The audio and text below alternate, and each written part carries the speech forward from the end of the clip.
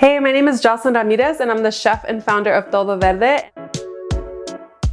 And I'm going to show you a really quick and easy recipe for mushroom carnitas using some shredded king oyster mushrooms and our TODO Verde carnita seasoning.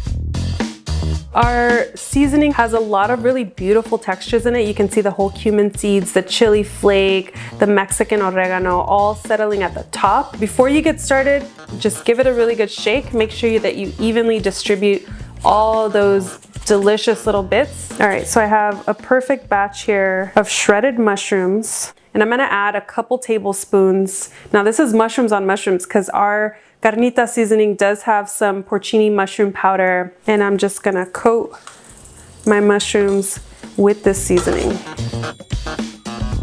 Preheat a pan to about medium heat. I have 1/3 cup of neutral cooking oil. You can start with about 1/4 cup if you like, and then add more as needed. Drop in one of your mushrooms or slightly bring it into the pan to make sure that you have that nice sizzle. And you don't want to crowd your pan too much, so I'm actually going to cook this in a couple batches. I like slightly crispy mushrooms. Some folks just like to have them nice and brown and seared, but still soft. So really up to you. You see some nice crispiness happening. Look at that. Damn, Gina.